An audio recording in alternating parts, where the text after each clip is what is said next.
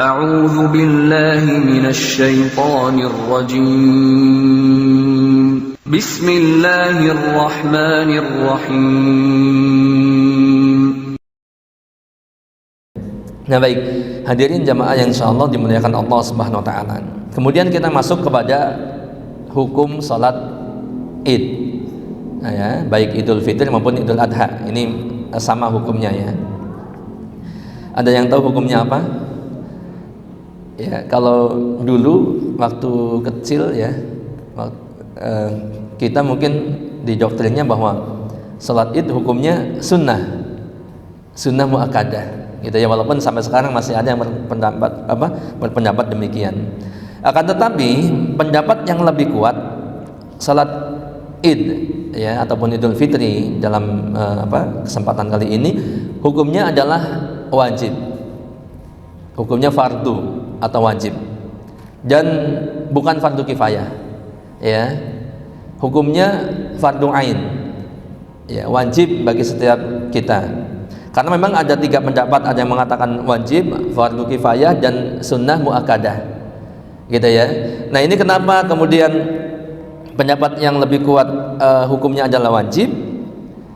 Di antara alasannya yang pertama, Rasulullah SAW terus menerus melakukannya, tidak pernah meninggalkannya ya.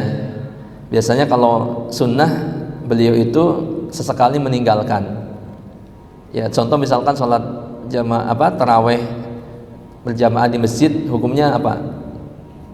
Wajib apa sunnah? Kan sunnah ya, nggak wajib gitu kan.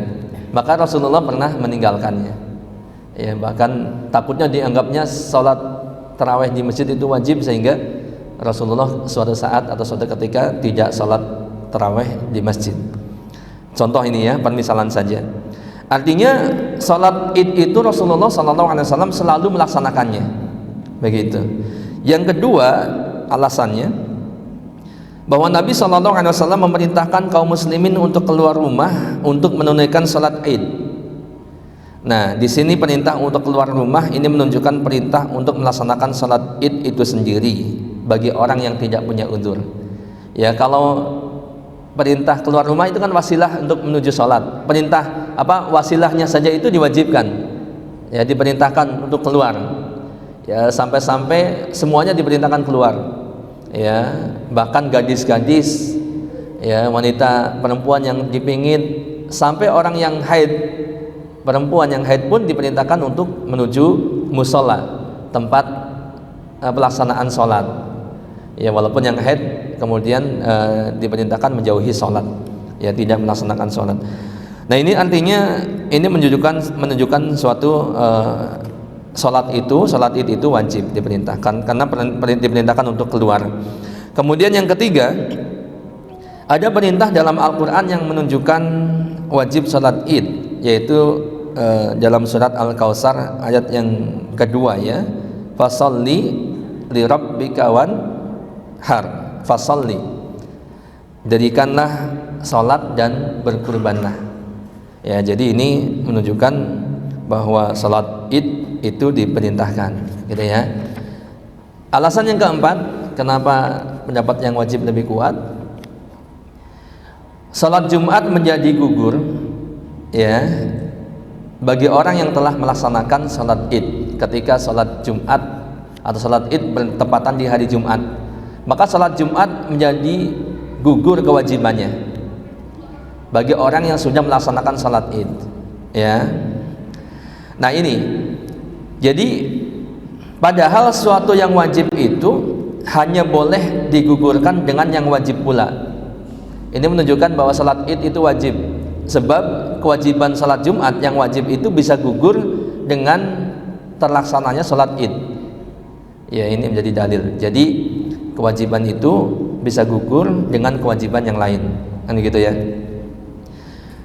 Syekhul Islam Ibnu Taimiyah rahimahullah mengatakan, pendapat yang menyatakan bahwa hukum salat Id adalah wajib ya bagi setiap muslim lebih kuat daripada yang menyatakan bahwa hukumnya fardu kifayah, wajib bagi sebagian ya.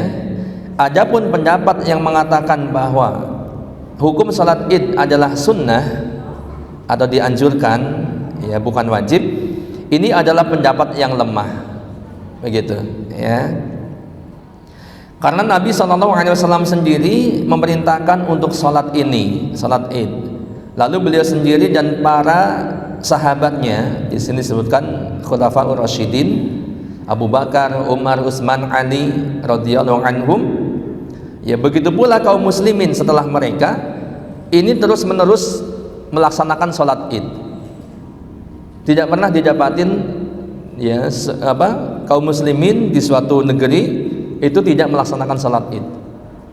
Dari tahun ke tahun terus dilaksanakan, gitu ya. Nah, sholat Id ini adalah salah satu syiar Islam yang terbesar. Ya, Nabi SAW tidak memberikan keringanan bagi wanita untuk meninggalkan sholat Id. Lantas bagaimana lagi dengan kaum pria? Nah, ini hujjah ataupun argumen pendapat yang mengatakan sholat Id itu wajib, dan ini dikatakan lebih kuat ya pendapatnya. Jadi wajib, kemudian jangan ditinggalkan, gitu ya, kecuali yang ada uzur. Yang kedua, poin yang kedua yang selanjutnya, kemudian waktu pelaksanaan sholat Id, ya, waktu pelaksanaan sholat Id. Kapan waktunya? Ya, waktunya itu yaitu kira-kira setelah matahari meninggi setinggi tombak. Ya, matahari meninggi setinggi tombak. Ya, kalau di sini dikatakan kira-kira 20 menit setelah matahari terbit. Jadi kalau misalkan ada jadwal terbit matahari, setelah itu 20 menit, maka ini waktu untuk bisa dimulai salat Id, ya, salat Id baik Idul Fitri maupun Idul Adha. Sampai matahari bergeser atau waktu zawal, matahari bergeser ke arah barat. Ya, kalau sudah bergeser ke arah barat, berarti udah lewat waktunya. Begitu ya, udah waktu zuhur, berarti udah lewat, tidak bisa dilaksanakan. Idul Fitri dan Idul Adha pelaksanaannya. Kalau sholat Idul Fitri itu dianjurkan ya untuk dilaksanakan lebih siang. Ya, lebih mundur lagi waktunya. Jadi jangan begitu matahari terbit, nggak lama terus langsung sholat. Ya, sedangkan Idul Adha itu disegerakan. Gitu. Nanti untuk teman-teman yang jadi panitia ini harus paham ini, karena ada hikmah di sini. Nah, kenapa sholat Id itu dilaksanakan lebih mundur daripada Idul Adha? Sholat Idul Fitri lebih mundur, ya, waktunya jedanya lebih lama daripada sholat Idul Adha lebih dahulu, lebih awal. Ya, hikmahnya adalah supaya di hari raya Idul Fitri itu orang-orang kaum muslimin bisa leluasa menunaikan membayar zakat fitrah. Ya, jadi masih ada waktu, gitu ya. Sebab zakat fitrah itu batal ataupun selesai setelah orang-orang melaksanakan sholat Idul Fitri. Nah, sehingga ketika sholatnya dimulai agak siangan sedikit, ya, ini orang-orang bisa leluasa mengantarkan zakat fitrahnya. Ya, soalnya di zaman dulu kan langsung ya, zakat itu dari orang langsung ke fakir miskin.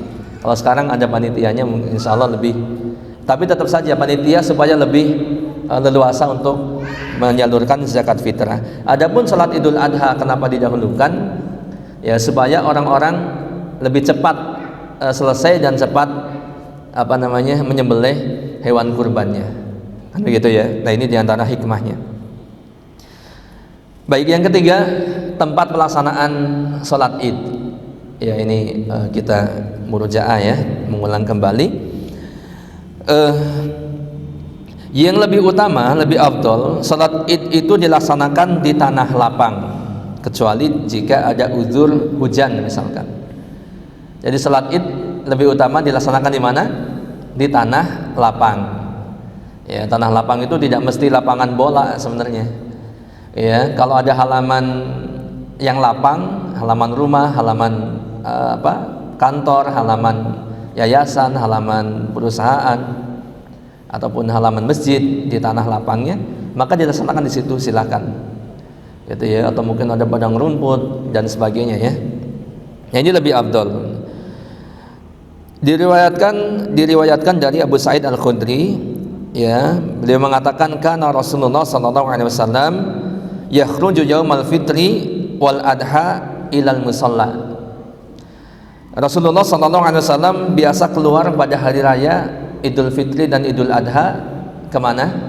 Ke musola. Bukan musola di kita ya, musola. Ke tanah lapang tempat pelaksanaan sholat, gitu ya.